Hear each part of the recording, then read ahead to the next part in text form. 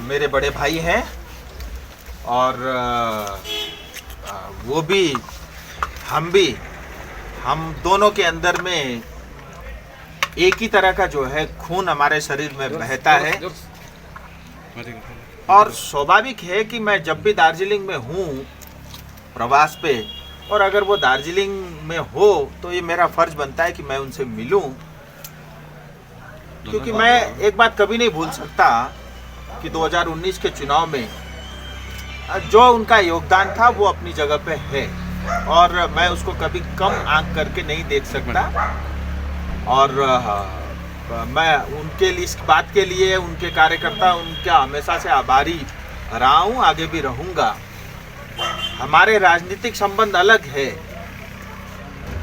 वो आज भारतीय जनता पार्टी के साथ नहीं है, बट फिर भी हमारे जो अपने पर्सनल संबंध है, हमारा जो खून का रिश्ता है वो अपनी जगह है। और इसी नाते आज मैं उनसे मिलने आया, उनके घर पे आया और उनके घर पे चाय और पकोड़े भी खाए और आनंद आया। और मैं कोई छुप छपा के चोर की तरह रात को नहीं आया हूँ और सब मीडिया के साथी मेरे साथ थे। मैं कार्यक्रम से सीधा यहाँ पे आया क्योंकि मैं इसी सड़क से जा रहा था, तो स्वाभाविक रूप से मेरा फर्ज बनता है कि मैं उनसे पूछूं, अगर घर पे हैं तो मैं उनसे मिलूं।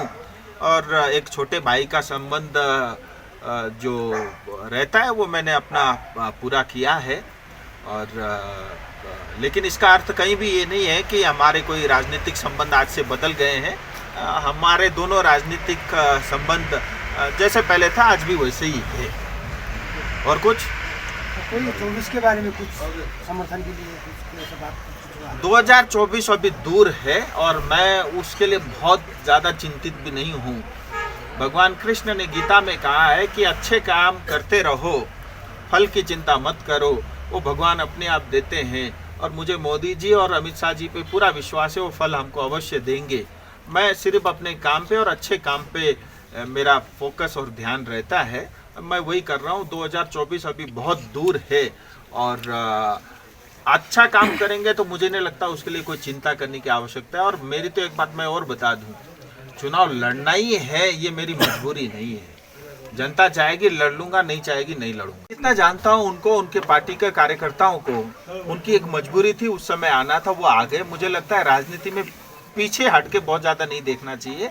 और मैं उन्होंने जो किया मैं उस पर टिप्पणी करूँ ये उचित भी नहीं है। ये इसका जवाब वो खुद देंगे, मुझे लगता है वो ज़्यादा अच्छा है।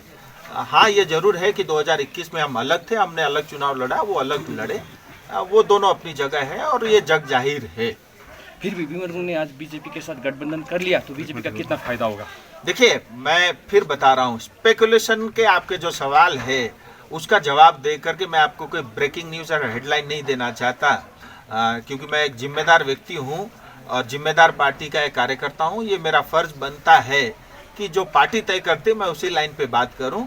तो स्पेकुलेशन के ऊपर में आपके अंदाजे पे कोई उत्तर मैं नहीं दे सकता। थैंक यो वास्तवमा अचानक भएको सभा होइन। राजु विष्टजी सिधै हिसाबले भन्नु हो भने गोजोमोमोको ठुलो प्रचेष्टामा उहाँ एमपीको रूपमा दार्जिलिङमा देखा पर्नु भएको एउटा योग्य व्यक्ति हुन् र उहाँले आफ्नो विषय लिएर घरबाट निस्किनु भयो। उहाँलाई एउटा सानो एउटा आध्यात्मिक प्रोग्राममा पनि उहाँ पुगेर आउनुभएको हो र त्यही सिलसिलामा उहाँले बिचबिच बाटोमा जहाँ जे समस्याहरू छ त्यसलाई हेरेर वस्तुनिष्ठ स्थिति के छ ग्राउन्ड जिरोमा गएर हेर्दै आउने विचार लिएर उहाँ आउनुभएको हो र हामीले पनि त्यो खबर चाहिँ पायौँ उहाँ यही बाटो भएर जानुहुँदैछ भनेर। र हाम्रो जुन चाहिँ सौहार्दमा उहाँ त्यो पोस्टमा एउटा उच्च पोस्टमा पुग्नुभयो र उहाँले पनि बाटो काटेर जान चाहनु भएन अनि हामीले पनि त्यो सौहार्दलाई राखेर उहाँलाई एउटा स्वागत भेट गर्ने हामीले इच्छा गऱ्यौँ र अहिले त्यसमा कुनै एउटा विशिष्ट विषय छ भन्ने चाहिँ अहिले केही पनि छैन। बिजेपीसँग एलायन्स हुने भन्ने कुनै यसबाट चाहिँ हामीले यो बुझ्नुपर्छ कि 24 को लागि केही गर्न आँटेको हो भन्ने कुरोको लागि पनि अहिले हामीले त्यसै भनिहाल्न सक्दैनौँ र एलायन्सको जो कुरा छ त्यो एलायन्स पनि हामीले अहिले भन्न सक्दैनौँ, त्यस्तो कथामा हामी छौँ। तर अब यदि भाजपा सरकारको हिसाब लिएर हामीले भन्नुपर्छ भनेदेखि अन्तमा केन्द्र सरकारसँग सम्बन्धित जति पनि कुराहरू छन् ती कुराहरू चाहिँ वास्तवमा पार्टीगत हिसाबले हाम्रो कोआलिसन या साँठगाँठ नभए तापनि अन्तमा केन्द्र सरकारसँग नै कतिपय बातहरू गर्नुपर्ने हुन्छ। लेनदेन गर्ने कुराहरू यदि केही छन् भने केन्द्र सरकारसँग गर्नुपर्ने हुन्छ। तर पार्टीगत हिसाबले एउटा समीकरण बुनिँदै गरेको दशामा चाहिँ अहिले आजको दिनसम्म चाहिँ हामी छैनौँ। आजको दिनसम्म चाहिँ तपाईँको कोसँग अलायन्स छ? हाम्रो सोझो अलायन्स केही पनि देख्दैन। अहिले हालैमा कतिपय समस्याको कारणले गर्दा हाम्रो पार्टीसँग हामीले एउटा साथ दिएको हामी देख्दछौँ। त्योदेखि बाहेक अरू ठुलो अलायन्स चाहिँ कुनै पनि पार्टीसँग चाहिँ अहिलेसम्म हामीले छ भन्नु त्यस्तो किटान स्थिति छैन। हजुर, टिएमसीसँग त हाम्रो प्रेसिडेन्ट साहबले 2-3 खेप भइसक्यो विज्ञप्ति दिएरै भन्नुभएको।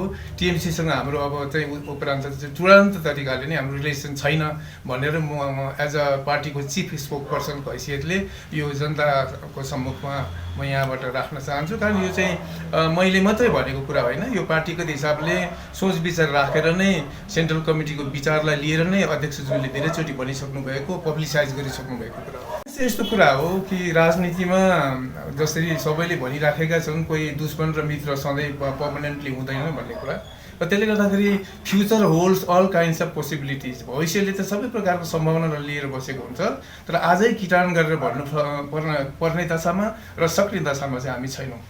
यदि राजु विष्टले तपाईँहरूलाई एप्रोच गरेर है अलायन्सको लागि केही प्रस्ताव राख्यो भने तपाईँहरू के भन्नु? अब यो चाहिँ यस्तो कुरा हो, अन द स्पट इन्स्ट्यान्टली मैले यो कुरा भन्नु सक्दिनँ, किनभने यो त पार्टीको पोलिसीमा डिपेन्ड गर्छ। सेन्ट्रल कमिटीले बसेर यो कुरामा छलफल गर्नुपर्ने हुन्छ। अनि छलफल गरिसकेको बादमा चाहिँ कुनै यस्तो प्रकारको निर्केल त्यहाँ आयो भनेदेखि यस्तै प्रकारले तपाईँहरूको यो मिडियाको मार्फतबाट हामीले भविष्यमा जनताको सम्मुखमा यो कुरालाई जनाउनेछौँ।